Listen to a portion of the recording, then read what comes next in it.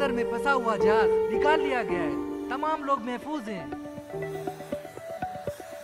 शहर से दूर हूँ पर खबरों से दूर नहीं। तो अभी अपना फोन उठाइए और समा SMS न्यूज अलर्ट्स हासिल करने के लिए SA टाइप कीजिए और भेज दीजिए 8125 पर। समा SMS न्यूज अलर्ट्स, जानते रहना लाजमी।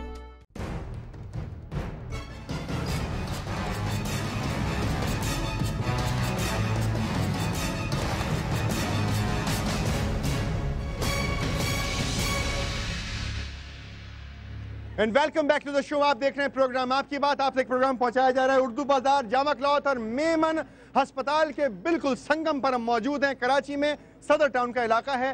बात हो रही है भत्ताखोरी पर, एक्सटॉर्शन पर। लोग मारे जा रहे हैं, दंदनाते घूम रहे हैं वो मुजरिम जो लोगों को मार रहे हैं, दस्ती बम फेंक रहे हैं।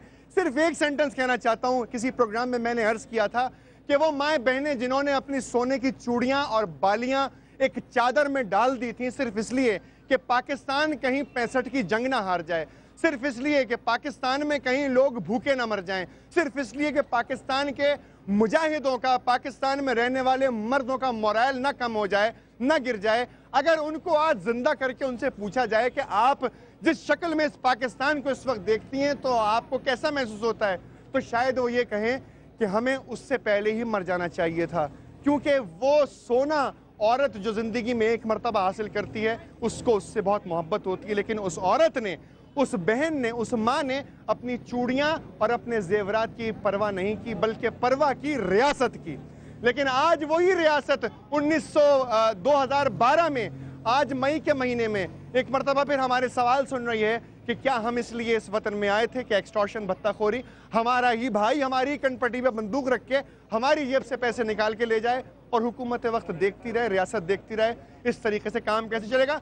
इस वक्त मैं आपको बता दूं कि हमारे साथ मौजूद हैं अहमद चिनॉय साहब। आप city police liaison committee Karachi, CPLC Karachi के चीफ हैं। Thank you very much for joining me sir. जी बहुत बहुत शुक्रिया। सर, सूरत हाल ये है कि बेइंतहा लोग अगवा होते गए। अभी गुज़िश्ता दिनों यहाँ से स्पेयर पार्ट्स का बिजनेस करने वाले फराज और फैसल भी अगवा हुए। और मैं आपकी खिदमत में ये भी बता चलूँ याद दहानी के तौर पे कि यादगार फिश पर भी भत्ते की पर्ची गई, 15 लाख रुपए मांगे गए, 1 लाख रुपए पे किए गए, लेकिन दहशत गर्दों ने आके वहाँ पे एक ग्रेनेड मारा जिससे बहुत सारे लोग वहाँ पे मर गए। तख्त पे उसने काम शुरू किया था, उसने कुछ दुकान बनाई, आप उसके पास कुछ भी नहीं है। किस तरीके से ये मसाइल हल होंगे? आप लोगों ने क्या कार्रवाई की अब तक? रज़ा भाई, आपकी बात बिल्कुल ठीक है। मैं भी इन सब कारोबारी इदारों की तरह एक कारोबारी शख्स ही हूँ और CPLC कोई फोर्स नहीं है, CPLC एक सपोर्टिव बॉडी है और हमने इन सारी चीज़ों की निशानदही और इन सारे मसाइल को जो है वो हर सतह पे उजागर करने की कोशिश की है और मुसलसल पुलिस के साथ इस सिलसिले में राब्ते पर हैं।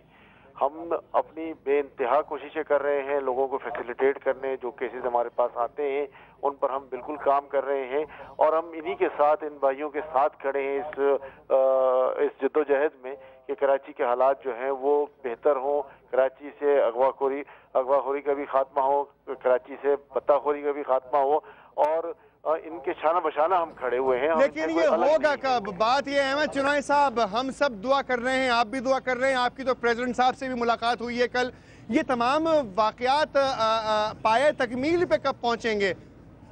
देखिए, ये कराची पूरे शहर का इस वक्त मसला है और पूरे शहर में मैं मानता हूँ कि मुख्तलिफ जगहों पर भत्ते की पर्चियाँ भी आ रही हैं, स्ट्रीट क्राइम भी जो है वो अपने उरूज पर हैं और लोग जो हैं वो इस सूरत हाल से खासे परेशान हैं और इस बात की निशानदेही जो है वो कल की मीटिंग में भी हुई है और प्रेसिडेंट साहब ने अपने लेवल पर जो है वो वाज़ेह हिदायत जारी की है कि कोई भी हो, मतलब कानून से बालातर नहीं है और हर एक के साथ जो है वो ये कोई भी हो, कानून से बालातर नहीं है।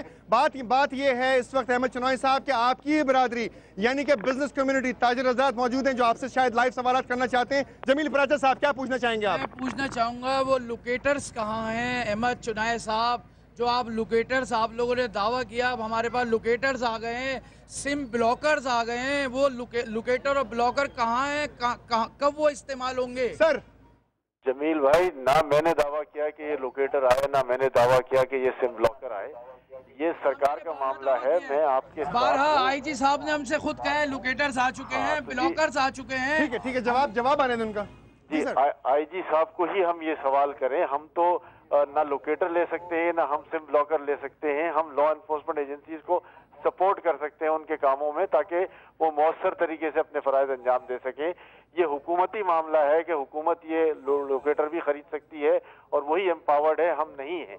और हुकूमत ही ये सिम ब्लॉकर खरीद सकती है। इस वक्त तो हालत ये है कि हमें इस बात की भी इजाजत नहीं है कि हम, मगर सर हुकूमत से तो गुज़िश्ता 4.5 बरस से सवालात किए जा रहे हैं। बहरहाल इस वक्त जुबैर अली खान साहब, इस्माइल लालपुरिया साहब हमारे साथ मौजूद हैं, वो भी सवाल करना चाहते हैं। जी इस्माइल साहब। अहमद चुनाई साहब, 3 साल से हम आपकी यही चीजें सुनते हुए आ रहे हैं। अभी ये जो कराची के अंदर में जो अगवा हो रहे हैं, इनके लिए आपने क्या किया? सोमालिया के लिए तो आपने इतना सारा पैसा जमा किया, पहले देकर आए, छुड़वा कर आए, दोबारा आपने पैसा जमा किया और छुड़वा कर आए। लेकिन ये जो कराची के ताजिर हैं, ये हम जो टैक्स आपको दे रहे हैं, क्या हमारा काम 3 साल से यही रह गया है कि हर दूसरे दिन हम रोडों पे खड़े होकर एहतजाज करें? क्या हम लोग टैक्स भी दें, भत्ता भी दें, हम अपने बीवी बच्चों को कुछ ना दें? क्या हमारा काम यही रह गया है? देखिए भाई, अगवा बराए तावान का मसला है। अगवा बराए तावान में CPLC का रोल आप सबके सामने है। हम दिन रात जो है वो जो केसेस हो जाते हैं उनको हल करने के लिए कोशिश होते हैं। इस बात की हम तशहीर नहीं कर सकते कि जी हम ये कैसे कर रहे हैं, इसलिए कि इसमें मग़वियों की जानों का खतरों का अंदेशा होता है। और हमारी स्ट्रैटेजी जाहिर है, ये पूरा मीडिया जो है उसका सब जगह पे सुना जा रहा है, वो स्ट्रैटेजी जितने भी आप लाए हैं सारे आपने तावान देकर लाए हैं, फ्री में कोई नहीं लाया। हमारे पास जो रिपोर्ट है, मैं ये सवाल करता हूँ अहमद चुनाई साहब से, आप अपनी नाकामी तस्लीम कर लें या अपने पूरे जो ना भरपूर तरीके से जहाँ मार्केट है, शॉपिंग सेंटर है, पुलिस जो है ना उनको सब कुछ देने में नाकाम हो गई है और आप भी नाकाम हो गए। भले आपको बुरा लगे या भला लगे, ताजिर अदम सब उसका शिकार है। या तो बोलो हम कारोबार बंद कर दें या हमें सब कुछ पर कह दें।